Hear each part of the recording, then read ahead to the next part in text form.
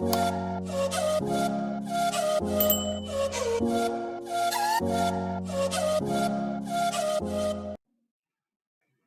good morning, everyone. So, digestion of carbohydrate. So, we eat or we consume food. Generally, we consume food for majorly for the energy purpose, and the energy we can get from a different macromolecules which is included in our food, and especially this carbohydrate, protein, and lipids. These three principal these macromolecules, so which contributes in a for which is which contributes the energy necessary for our body. And generally, these macromolecules, so they conserve energy, and on hydrolysis of the bond that is present in these macromolecules. So that is that transfer energy, and which is finally that energy is absorbed, or that is transferred to a ATP and this ATP molecule. So that provides energy for various metabolism that occurs in our body. And while talking about the carbohydrate, according it's variable to the person, or this community to community. So the percentage of the carbohydrate present in food is varied. And in our community, or in Nepali foods, or in Indian foods, the major parts, the carbohydrate contributed the major part in a food.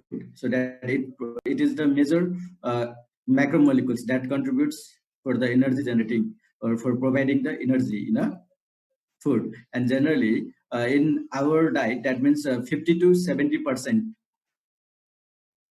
this the energy which is required for us is provided by the carbohydrate. That means 50 to 70% of the energy is given by a carbohydrate. And sometimes it may give up to the 90% of the energy that is required for a body is provided solely by a carbohydrate, because most of the people in this communities, so they are consuming that is the rice as a staple diet.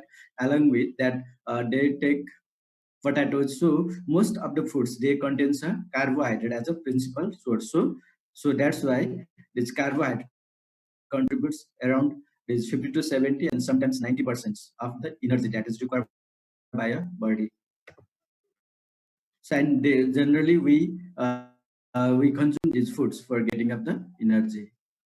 So in whole sessions, we'll discuss on the following topics. So that first I will discuss on a dietary carbohydrate. So which carbohydrate are present in our food? So majorly which type of carbohydrate that is present in our food. And next one, so how this carbohydrate, so we have some simple carbohydrate and some complex carbohydrate also present in the food, and this how this complex carbohydrate is digested in the body.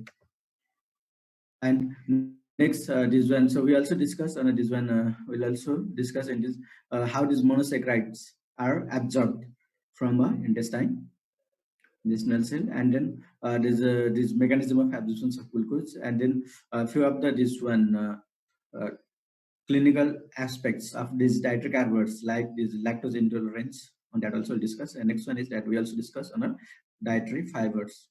So, when we are going to discuss on this dietary carbohydrate, we should know about the carbohydrate. Basically, when we are talking about the carbohydrate which is present in a food, this carbohydrate can be broadly classified into the two groups. One is digestible carbohydrate.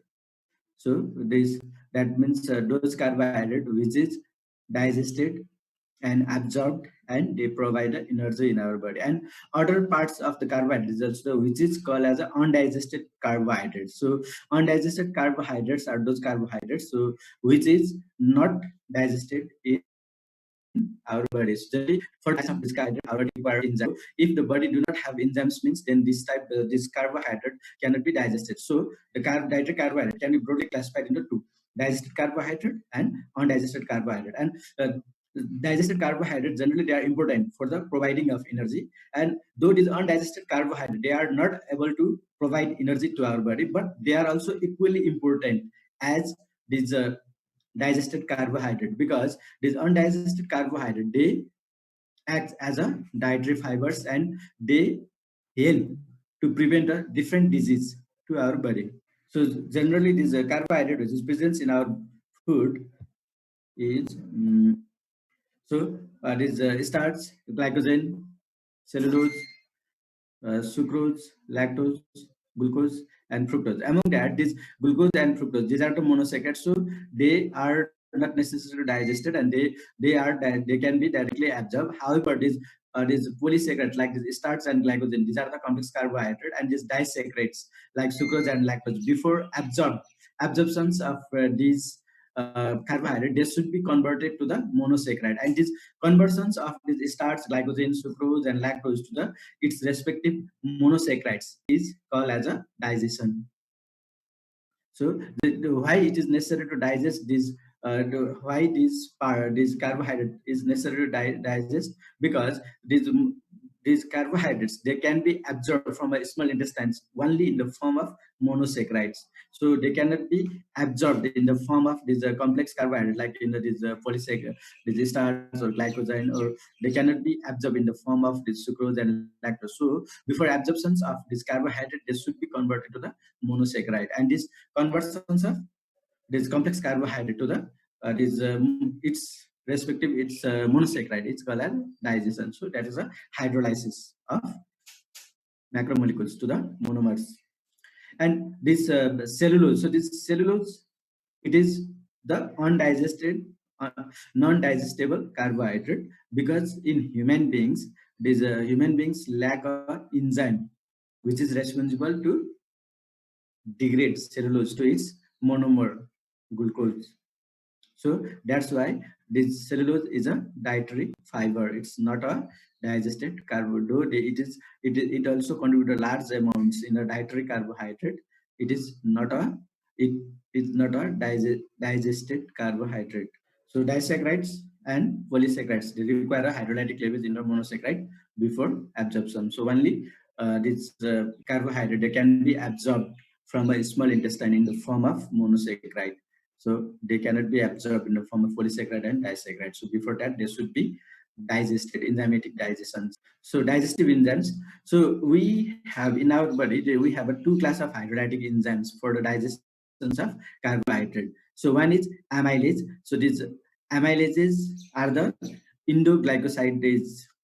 So which cleaves a glycosidic bond present in a amylose, and it is of two types. One is salivary amylase and next one is a pancreatic amylase.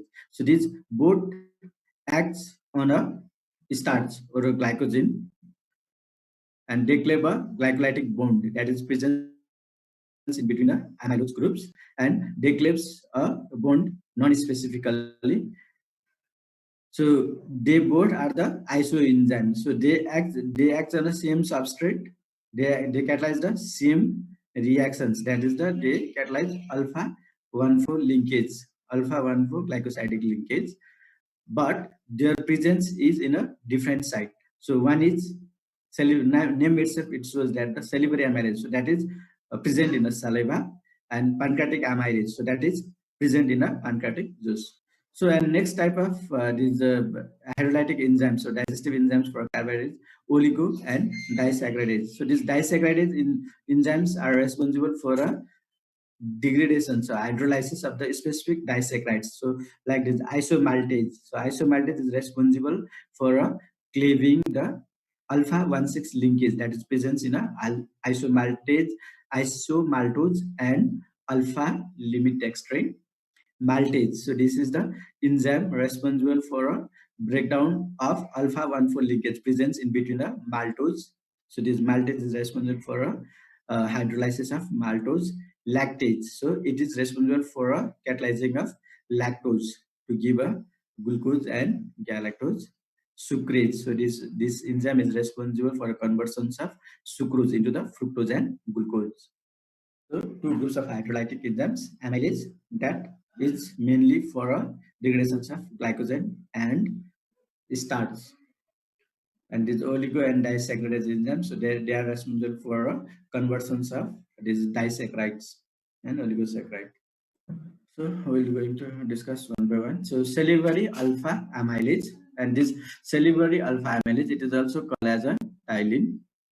And due to the presence of this amylase in a saliva, the carbohydrate digestions that begins in the mouth itself, and that is the one reason behind that we should proper chew the food. So after chewing the food, what happens is saliva interacts with a food bolus, and which the saliva that contains enzymes, and that can be able to interact with these bonds present in between the these carbohydrates, especially on starch and glycogen. So while talking about these starch and glycogen, we should understand about the structures of these starch and glycogen. So basically, while talking about the structure of these starch and glycogen, is that these starch and glycogen, these compounds are made up of two components: amylose and amylopectin. So amylose means that this is the linear structures. So which number of glucose residues. So they are linked each other by alpha 1,4 glycosidic linkage. So this linear structure. So that is the amylose, and this branch structures is called as a amylopectin. And generally in amylopectin, what happened? This along with this amylose, it contains a branch. So then this branch is made by a alpha 1,6 glycosidic linkage. So amylose and amylopectin. And while talking about the starch, that it contains more amylose. And when talking about the glycogen, it contains a more amylopectin structure. And next thing that we should remember that this carbohydrate generally when we before consuming of rice should be cooked. And why it is necessary to cook this rice? So if we consume uncooked rice, then what happens? So these are the enzymes which is present in our body. Cannot they cannot they are not able to act on these substrates, because the bond which is present in a starch and this glycogen, that cannot be exposed. So after cooking of this carbohydrate, then what happened? These water molecules, they entered to starch structures and glycogen structures, and because of that, what happened? These molecules, that means starch and glycogens, they become a swell, and which make the expose of the glycosidic linkage presence on that structures, and so that enzyme can able to act on this linkage or this bond, and they can be able to break. And this salivary amylase, so it is produced by a saliva, produced by a salivary gland, and it's a endoglycosidase, so that cleaves alpha 1,4 glycosidic bond randomly. So there is a non-specifically, it break down the alpha 1,4 glycosidic bond presence in a amylose. And for the activations of this salivary alpha amylase, it require chloride ions. So for the activations of this alpha amylase, it requires chloride ions. And these enzymes, they are active on their specific this pH. Similarly, the salivary alpha amylase, it is active at a neutral pH. So its optimum pH is 6.7. So 6.6 to 6.8. So it will be the active. On that pH, the salivary alpha amylase is able to play alpha 1,4 glycosidic linkage that is present in amylose parts of the starch and glycogen. So, and this they hydrolyzes this its substrate like the starch and glycogen to the alpha limit dextrin, maltose, and maltodextrin. So it's non-specifically it's acts on a different this alpha 1,4 linkage presence in the structure, and they degraded into the maltodextrin. So maltose, alpha limit, dextrin. So the actions of the salivary alpha amylase on starch and glycogen is normally insignificant. So because the food which we consume, so that is stay in a very short time in our mouth, and next as soon as the food bolus along with the that is salivary amylase, when they reach on a stomach, due to the presence of this acidic pH in the stomach, this enzyme get inactivated. So the digestions by salivary alpha amylase is insignificant. So if you really wants to uh, make proper work by a salivary alpha amylase, you should keep food in a mouth, or you should keep chewing foods for a long period, so that is a salivary amylase that can act on its substrate like the starch and glycogen, which is present in our food. So there is a no enzymes which is responsible for a digestion of carbohydrates present in a stomach. So practically there is no digestion of carbohydrate takes place. So digestions by pancreatic amylase. So this is pancreatic amylase. So these are secreted from a pancreas in pancreas juice, and with the help of cholecystokinin. So that is the hormone. So this cholecystokinin, it helps to release a pancreatic juice from a pancreas to the small, this small intestine. So duodenum of a small intestine. And when these enzymes they comes to near to the substrate, then they act. So pancreatic amylase. So it is produced by a pancreatic juice, or it is secreted from a pancreas and generally released with the help of the hormone called cholecystokinin. And this pancreatic amylase, so it also works on a neutral pH. So that is an alkaline pH, sorry, the neutral pH. So optimum pH for the activity of this pancreatic amylase is 7.1, and generally it is bolus, which is rich in a small intestine from a stomach. They are generally acidic, and this acidic food bolus they convert it to the neutraline or alkaline in a small intestine with the help of the this bicarbonate juice, and this bicarbonate juice is present. They are present in a pancreatic juice. So pancreatic amylase, alpha amylase, it acts on a alpha limidextrin and starts as well as the glycogen, so which is not degraded by a salivary alpha amylase.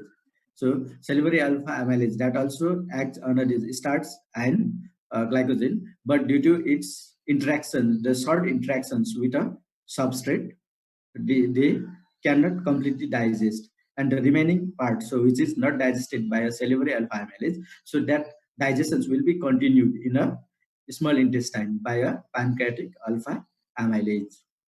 And the differentiations between this activity on this pancreatic alpha amylase and salivary alpha amylase is that one thing is that this pancreatic alpha amylase, it can act on a both cooked and native starch. However, the salivary alpha amylase, it is specifically can act on only on cooked starch, and it cannot act on a native starch. So after the activity of this salivary alpha amylase and pancreatic alpha amylase, these polysaccharides, so that means starch and glycogen, they are converted to the limit dextrin and short chain of the oligosaccharides and the number of disaccharides. And these limit dextrin, oligosaccharides, and the disaccharides, so these are further hydrolyzed or further catalyzed by the another enzymes, and these enzymes is produced by a intestinal cell, and these enzymes they are generally localized on the surface of the brush border surface of the intestinal mucosa. And these intestinal enzymes they include groups of the enzymes like this maltase, isomaltase, lactase, sucrase, and alpha dextrinase. So maltase enzyme. So this maltase enzyme is a alpha glucosidase. It's a alpha glucosidase enzymes, and it catalyzes the hydrolysis of alpha 1,4-glycosidic linkage of maltose and maltotriose. So it acts on a maltose and maltotriose. So this on maltotriose, first it release a one glucose molecules and convert it into the maltose, and again this maltose is degraded into two molecule of glucose. So it's this maltotriose and maltose. So they are converted to its consecutive monosaccharides, and this in our body, there's a 5 different maltases have been identified, and these all the maltases. So they act on a maltotriose and maltose, and apart from that, some of these maltases they also able to act on the short chain of oligosaccharide, and some of them they can act on the sucrose and isomaltose. So these are different types. So they are these different types: maltose 1, maltose 2, maltose 3, maltose 4, and maltose 5. So similarity is these all maltase, these all types, they can able to degrade a maltose as a maltose into glucose. Apart from that, some of these different types of maltose, they also able to act on the other substrate other than this maltose. They can act on the other substrate like this. Few some they can act on a oligosaccharide, some they can act on a sucrose, and some they can act on a isomaltose in addition with a maltose. So maltase, it cleaves the alpha-1 for glycosidic linkage, like this one amylase. So it also cleave alpha-1 for glycosidic linkage.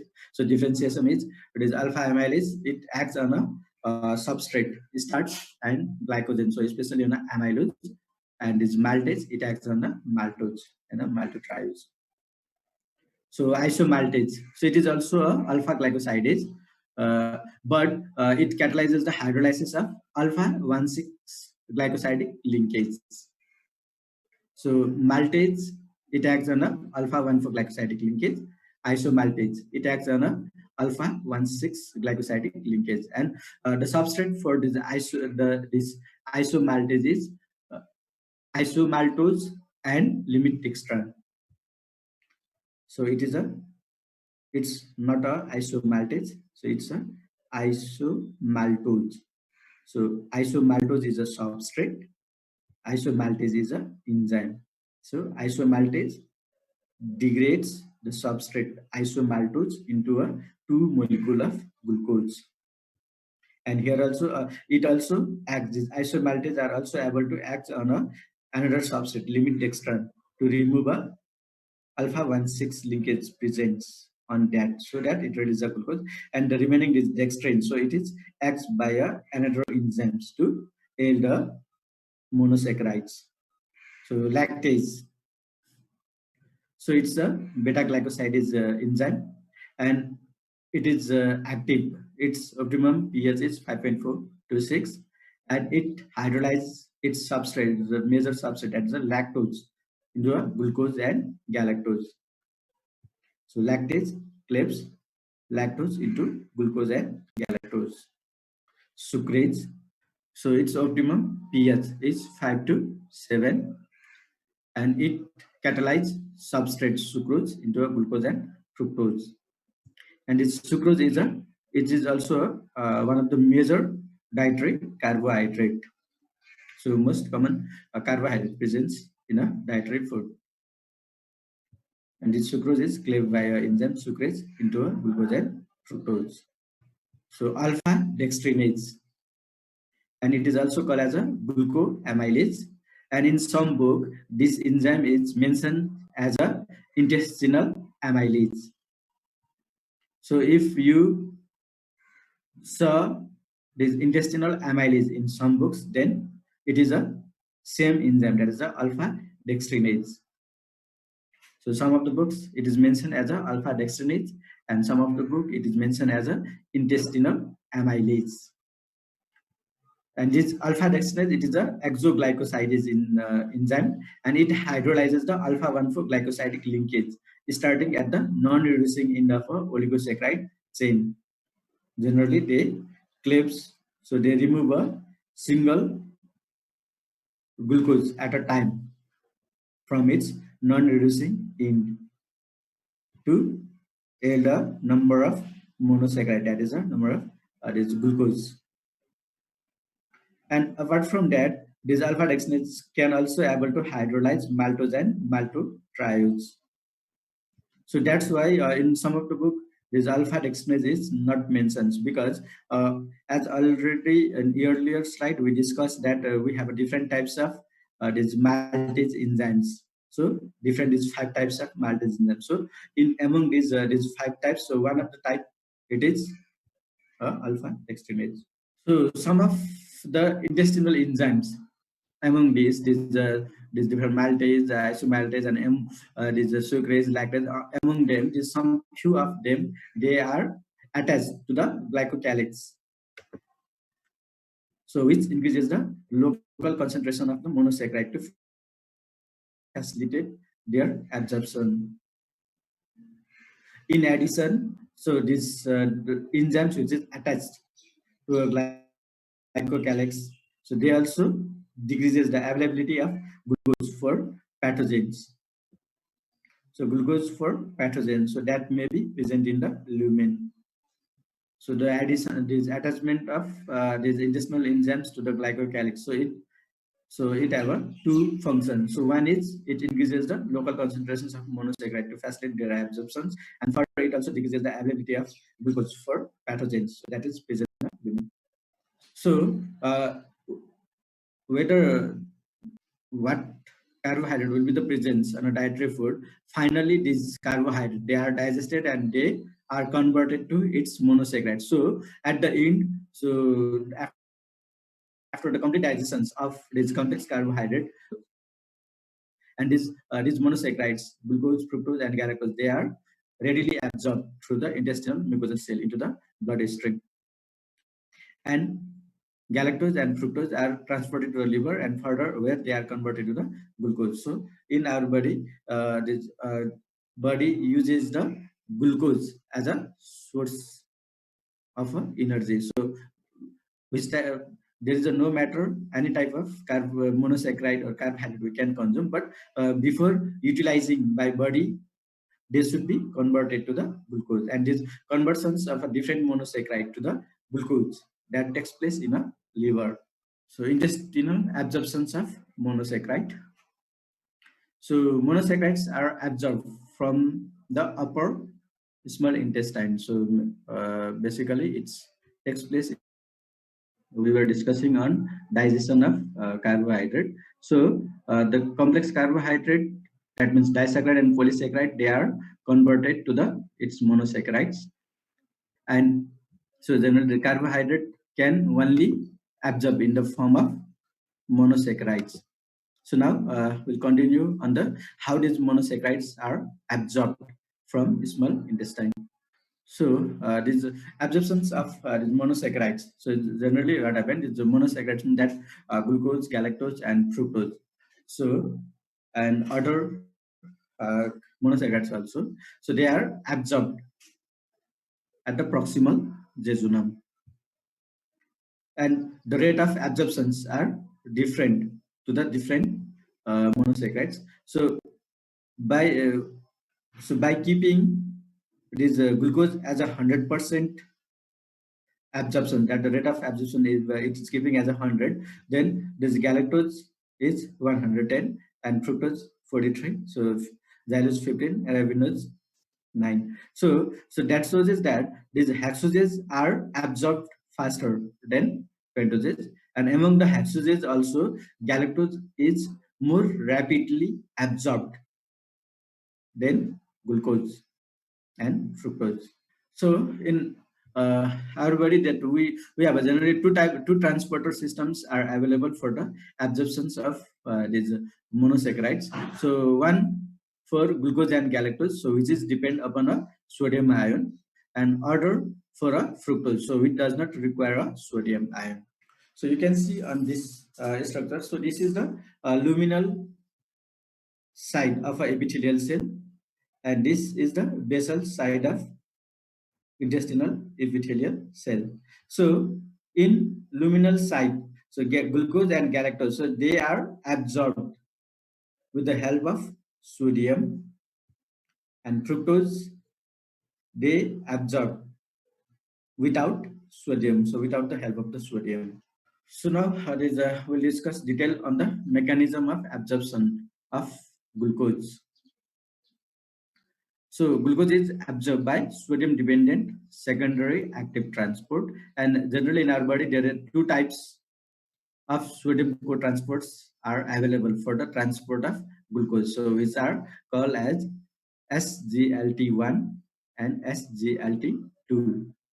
So SGLT, so that means sodium dependent glucose transporter, and this SGLT1, so it is generally present in a luminal side of small intestine, and this SGLT2, so it is generally present in a renal tubule, and these both SGLT1 and SGLT2, so these both are the transporter for a glucose, and for the transport of glucose it require a sodium, and generally this SGLT, so they are called as a secondary active transport.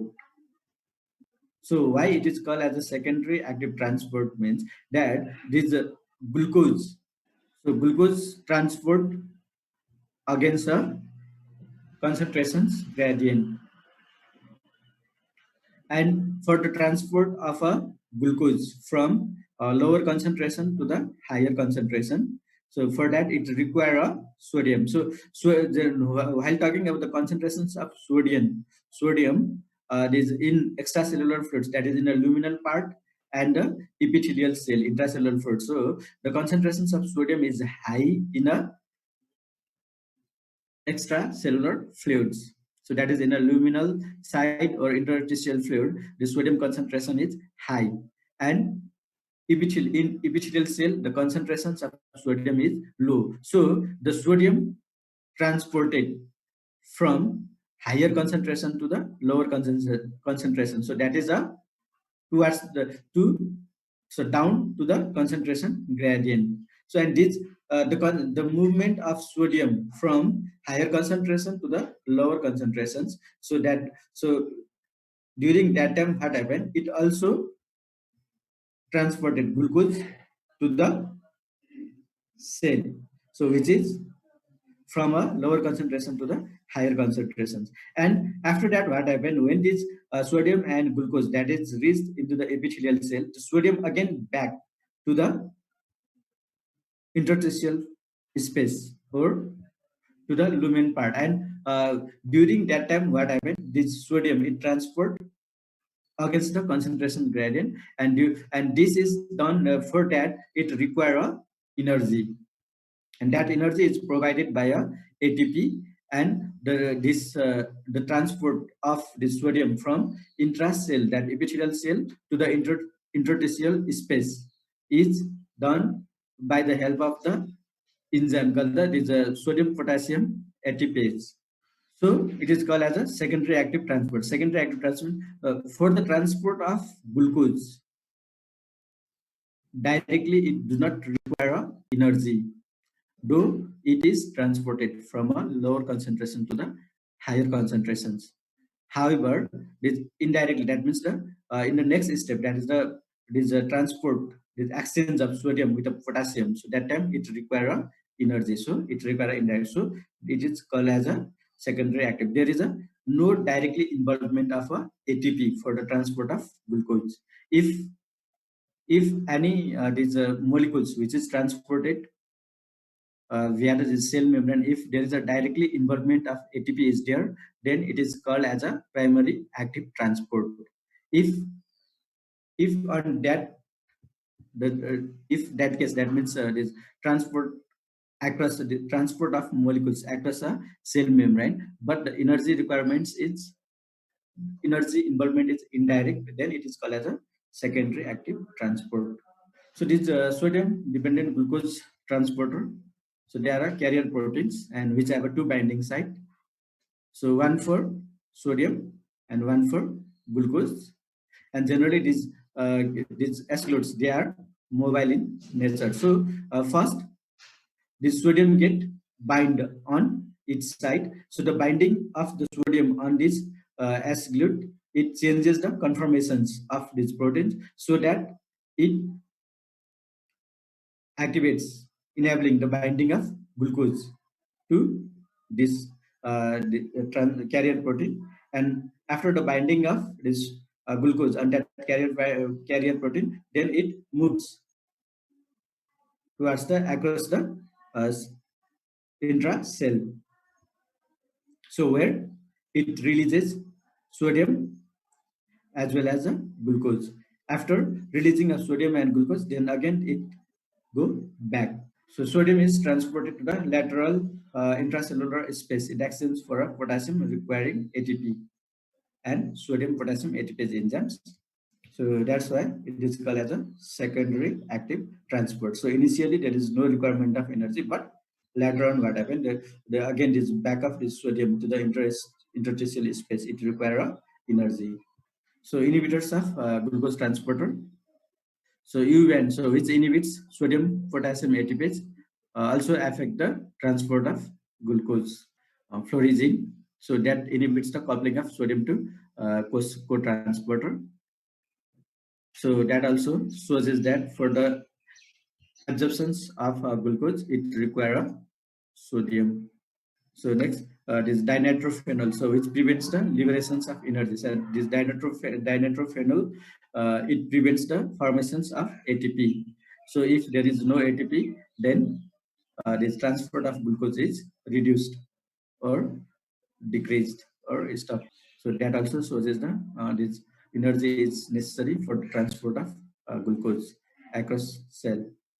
And so this the requirement of sodium for the transport of glucose, and for the transport of sodium, this the glucose is required. So this sodium and glucose, they both are necessary for its transport, and this is the basis on which WHO formulated the oral rehydration fluid for the treatment of diarrhea. So in generally what happen in diarrhea, there is the loss of sodium, and to replacement of this sodium in the fluid, the rehydration fluid, along with sodium, glucose is also added, and with the additions of glucose on this rehydration fluid, it increases the absorptions of sodium, so which replenish the sodium loss.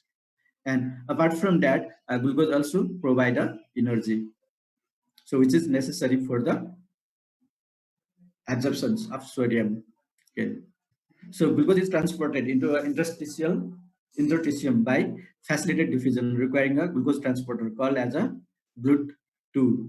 And this glucose transporter, they are sodium independent, and according to different cell, there are different types of glucose transporters are there, and the discussions on these different types of glucose transporter in a subsequent slide is there. And this uh, glucose glucose transporter 2, it is a non-specific transporter, and it not only transported glucose, it is also it can also transport fructose also.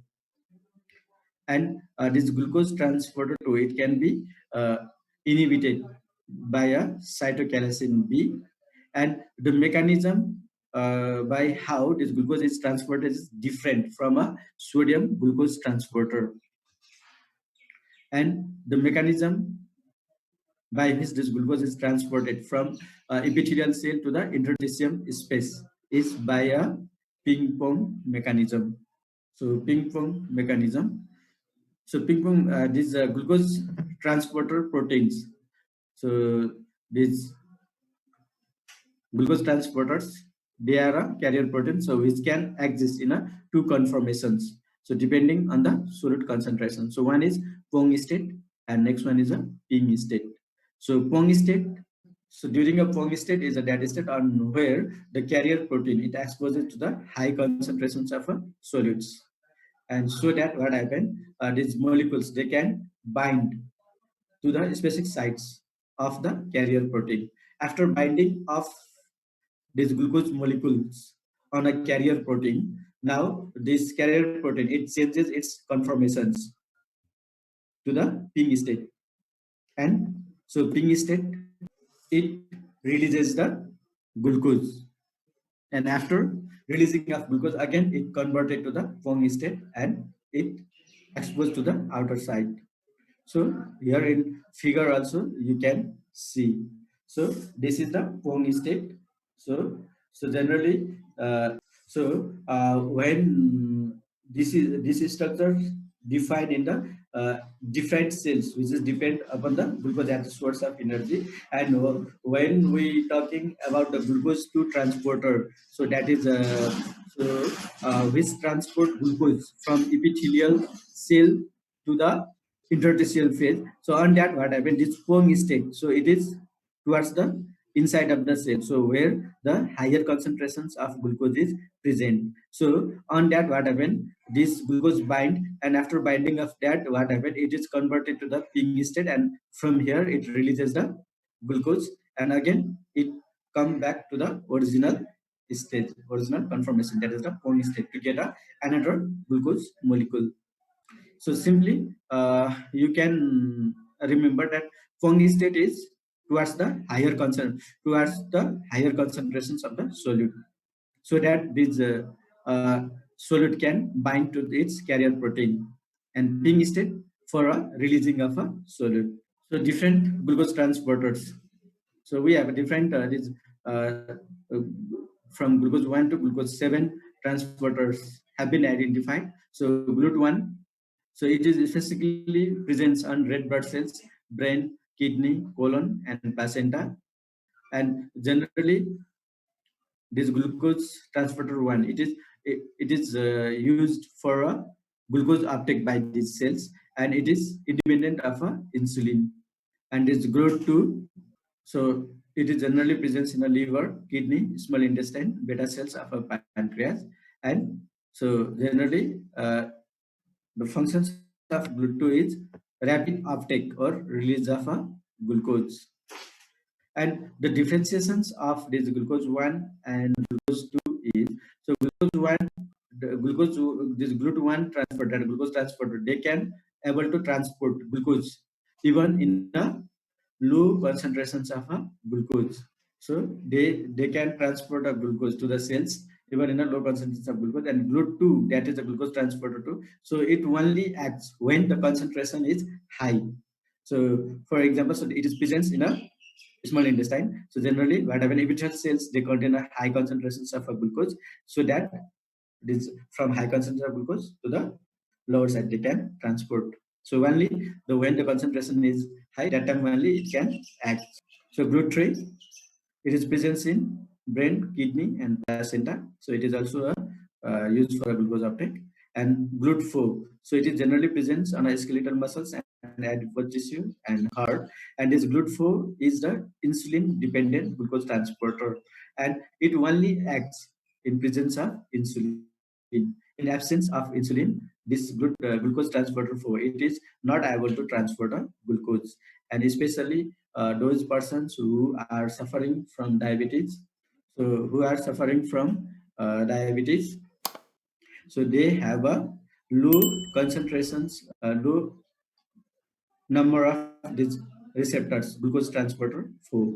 So that's why what happened, even the blood contains glucose, high amounts of glucose, these skeletal muscles or adipose tissue, they are unable to uptake a glucose for its energy. So because of that, what happened, blood get a elevated glucose in lack of insulin. So GLUT5, so it is non-specific to the glucose. So generally GLUT5 is GLUT5, glucose transporter 5. It is responsible for a transport of fructose. And so this glucose transporter 5, it is generally present on the different cells which uptake a fructose. So that it is present in a small intestine, testes, sperms. So next one is GLUT7, that glucose transporter 7. It is generally present in liver and endoplasmic reticulum. And this glucose transporter 7, it is responsible for a transport of glucose from endoplasmic reticulum to the cytoplasm. So okay, remaining class we will continue on a next class. So thank you.